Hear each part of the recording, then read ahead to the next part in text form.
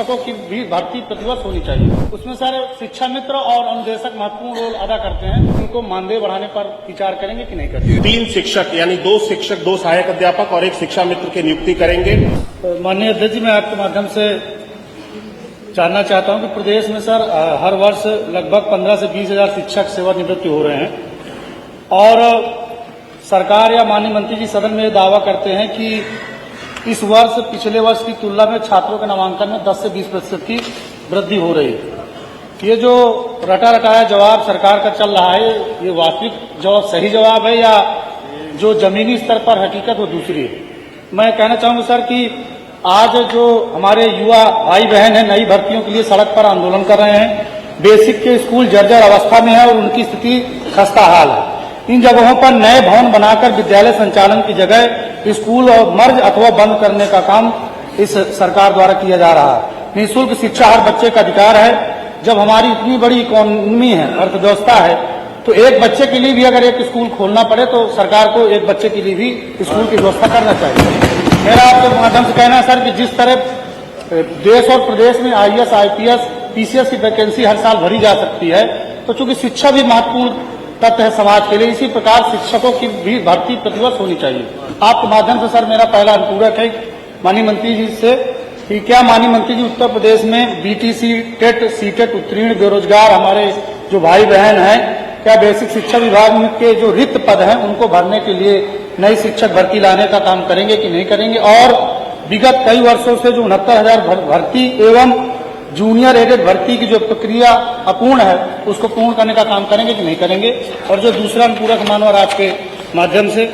कि क्या सरकार जिन विद्यालयों को मर्ज और बंद कर रही है, ऐसे विद्यालयों को मर्ज और बंद करने की स्थिति में या न करके उन विद्यालयों को प्राइवेट स्कूलों की भांति आधुनिकीकरण करके उन पर क्या क्लासेस शुरू करने का काम करेंगी? और आखिरी मानवर आपके माध्यम से है कि सर जो समान अनुपात शिक्षक और छात्रों को अनुपात होता है उसमें ये दूसरा ही है ना, आखिरी जो है सर, ये दूसरा आखिरी, चौथा आखिरी, तीसरा कि सर जो अनुपात समानुपात की बात होती है शिक्षकों और बच्चों की, उसमें सर शिक्षा मित्र और अनुदेशक महत्वपूर्ण रोल अदा करते हैं। तो मेरा आपके माध्यम से माननीय मंत्री जी से जो तीसरा अनुपूरक है कि क्या शिक्षा मित्रों, अनुदेशकों और जो गांव में रसोइयां जो बहुत गरीब रहती हैं उनको मानदेय बढ़ाने पर विचार करेंगे कि नहीं करेंगे?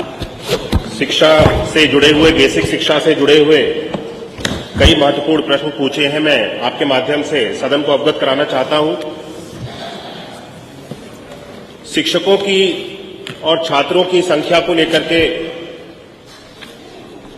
माननीय सदस्य ने जानकारी करना चाहिए। वर्तमान में जिस तरह से मैंने अपने उत्तर में भी स्पष्ट किया है, जो सदन में रखा गया है कि प्राथमिक विद्यालयों में 1,93,389 बच्चे एनरोल्ड हैं और उनके सापेक्ष 3,38,590 अध्यापक अभी वर्तमान में कार्यरत हैं। इसी के साथ साथ मैंने उत्तर में ये लिखा कि 1,43,450 शिक्षा मित्र भी इन्हीं विद्यालयों में पठन पाठन का कार्य करा रहे हैं। और जो मानक बनाया गया है उच्च प्राथमिक और प्राथमिक का 30 बच्चों पे 1 शिक्षक होने का और उच्च प्राथमिक में 35 बच्चों पे 1 शिक्षक होने का, उच्च प्राथमिक में 14,803 बच्चे हमारे नामांकित हैं और 1,20,860 अध्यापक कार्यरत हैं और 25,223 अनुदेशक भी कार्यरत हैं जिनके द्वारा पठन पाठन का कार्य कराया जाता है। अगर हम इस अनुपात को देखेंगे, जो रेशियो बनाया हुआ है, ये वर्तमान में जो 30 और 1 और 35:1 का है, ये हमारी इस छात्र संख्या के हिसाब से अभी पूरा है। लेकिन हम इसको और बेहतर बनाने के लिए अब प्रयास कर रहे हैं, क्योंकि हमने जब ये मर्जर की प्रक्रिया को प्रारंभ किया है, इसके साथ जो भी जितने भी विद्यालय, अगर हमारे अधिकतम 50 बच्चों का अगर विद्यालय है तो 50 बच्चों के विद्यालय पे हम 3 शिक्षक यानी 2 शिक्षक, 2 सहायक अध्यापक और 1 शिक्षा मित्र की नियुक्ति करेंगे। इस मानक को पूरे करने के लिए हम शिक्षा के स्तर को और बेहतर बनाने के लिए, हम शिक्षकों की उपलब्धता को और बेहतर बनाने की ओर हम सब लोग आगे कार्य कर रहे हैं। इसके बाद जितने भी हमारी छात्र संख्या होगी और हर विद्यालय पे 50 बच्चों पे 2 शिक्षक, सहायक अध्यापक और 1 शिक्षा मित्र का जो भी रेशियो में गैप होगा उस गैप को हम सब लोग पूरा करेंगे। माननीय सदस्य ने प्रश्न उठाया कि मर्जर को लेकर के विद्यालयों को सरकार बंद कर रही है। सरकार ने एक भी विद्यालय को बंद करने का निर्णय नहीं लिया है। कोई भी विद्यालय जो बेसिक शिक्षा विभाग के अंतर्गत परिषदीय विद्यालय है उसको बंद नहीं किया जाएगा और विद्यालय को जो यूडाइस कोड भी दिया जाता है वो यूडाइस कोड भी यथावत रहेगा और वो विद्यालय सुचारू रूप से जिस तरह से पहले बेसिक शिक्षा विभाग के अंतर्गत चल रहा था उसी तरह से चलता रहेगा। इस प्रक्रिया में बदलाव ये किया गया है। माननीय सदस्य ने जानना चाहा कि कक्षा 1 में जो बच्चों के नामांकन की आयु है उसको 6 वर्ष निर्धारित कर दिया गया है। कक्षा 1 से लेकर के 8 तक 6 से लेकर के 14 वर्ष की आयु में बच्चे को शिक्षा का जो अधिकार है उसके अंतर्गत नियम बनाए गए हैं कि कक्षा 1 से कक्षा 8 तक की शिक्षा हर एक बच्चे को अनिवार्य मिलनी चाहिए। उसका हम सब लोग पालन कर रहे हैं। उसको हम सब लोग कम कर नहीं सकते हैं कि 6 वर्ष की आयु से पहले बच्चे की कक्षा 1 में नामांकन हो जाए। वो देश भर में लागू कर दिया गया है। लेकिन बच्चा 3 वर्ष से लेकर के 6 वर्ष की आयु तक आंगनवाड़ी के केंद्रों में जो हमारी कोलोकेटेड आंगनवाड़ीज हैं वहां पर जाकर के अपने पठन पाठन का कार्य को करते थे और जो भी उनकी पोषण की व्यवस्था आईसीडीएस डिपार्टमेंट के द्वारा बनाई गई थी वो सारी चीजों को सुचारू रूप से चलाया जा रहा था। इसमें बदलाव ये किया गया है जितने भी हमारे भवन मर्जर के बाद में जो 1 किलोमीटर की अवधि के अंदर थे 50 बच्चों से कम की संख्या थी। केवल 1 किलोमीटर की अवधि के अंदर अगर 2 या 3 विद्यालय संचालित हैं और 50 बच्चे से कम है उन विद्यालयों को मर्ज करके एक विद्यालय बना दिया गया जिससे सबसे ज्यादा अधिक संसाधनों वाला विद्यालय को चलाया जाए और 1 किलोमीटर की अवधि के अंदर जिसमें किसी भी बच्चे को पहुंचने में कोई कठिनाई नहीं होगी उस विद्यालय को संचालित किया जाएगा और बाकी के जो विद्यालय रिक्त होंगे खाली होंगे जो मर्ज करने के बाद में उन विद्यालयों में आईसीडीएस डिपार्टमेंट के साथ में मिल करके हमारा बेसिक शिक्षा विभाग प्री प्राइमरी यानी प्ले स्कूल की यानी कि नर्सरी केजी और ये सारी जो क्लासेस होती हैं इन क्लासेस को इस वर्ष से अब प्रारंभ करने जा रहे हैं। उन्होंने जो अपनी चिंता जताई थी क्योंकि कक्षा 6 में तो वो 6 वर्ष की आयु में ही कक्षा 1 में नामांकन हो सकता है लेकिन 3 से 4 वर्ष के लिए 4 से 5 वर्ष की आयु और 5 से 6 वर्ष की आयु के लिए हमने अलग से प्री प्राइमरी की ये प्ले स्कूल प्रारंभ कर दिए हैं और हमारे लगभग 3,500 से अधिक विद्यालय आईसीडीएस डिपार्टमेंट के साथ में मिल करके कार्य भी करना प्रारंभ कर दिया इन प्ले स्कूल ने प्राथमिक और इनके अंदर के लिए इन विद्यालयों में पढ़ाने के लिए हमने अलग से ईसीसीई एजुकेटर्स भी नियुक्त किए हैं जो संविदा पे लगातार नियुक्त किए जा रहे हैं। मैं बताना चाहता हूं कि अभी तक लगभग हमारे ये जो स्पेशल एजुकेटर्स हैं जिनको नियुक्त किया गया है 19,484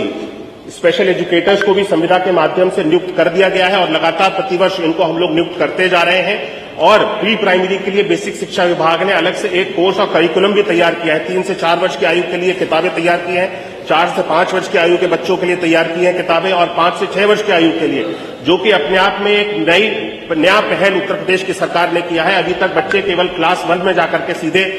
पढ़ाई पढ़ते थे और उससे पहले उनको कोई मूलभूत जानकारी उनके पास नहीं होती थी। अब जब बच्चा कक्षा 1 में जाकर के पठन पाठन का कार्य प्रारंभ करेगा उसके पास में जितनी मूलभूत पहले से जानकारियां होनी चाहिए जो सामान्य ज्ञान होना चाहिए उस प्ले स्कूल के माध्यम से प्री प्राइमरी की क्लासेस में जिस तरह से प्राइवेट स्कूल्स में व्यवस्था बनाई गई है कि 3 वर्ष की आयु में बच्चे का नामांकन हो जाता है नर्सरी केजी एलकेजी की जो व्यवस्थाएं हैं वो सारी व्यवस्थाएं अब उत्तर प्रदेश सरकार के द्वारा भी इन सभी विद्यालयों में जो रिक्त हुए मर्ज के बाद में इन विद्यालयों में चलाई जाएगी। एक मिनट अभी खड़े हैं मंत्री जी। ये व्यवस्था माननीय अध्यक्ष जी पहले से जब से ये मर्जर की प्रक्रिया प्रारंभ हुई है इसी व्यवस्था को बनाया गया था लेकिन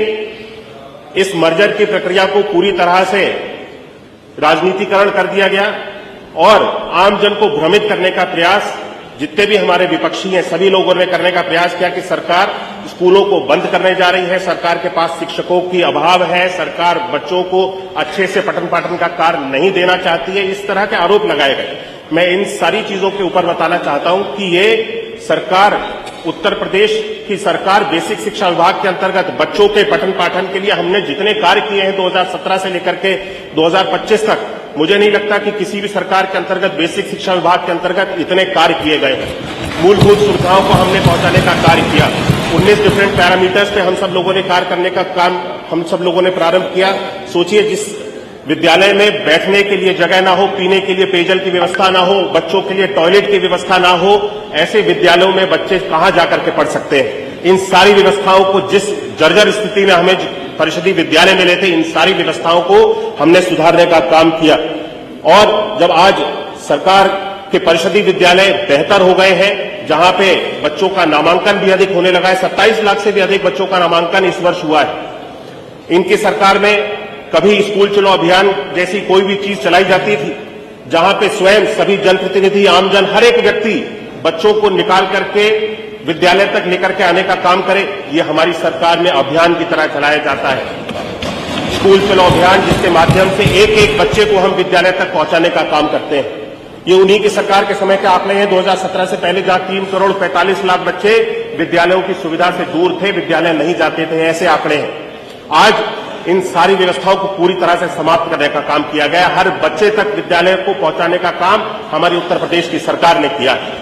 हमारी उत्तर प्रदेश की सरकार शिक्षा की स्थिति को, शिक्षा के स्तर को बेहतर बनाने के लिए नए अच्छे आधुनिक विद्यालय बनाने जा रही है। हम सीएम मॉडल कंपोजिट विद्यालय बना रहे हैं, जिसके माध्यम से बच्चों को अच्छी गुणवत्तापरक शिक्षा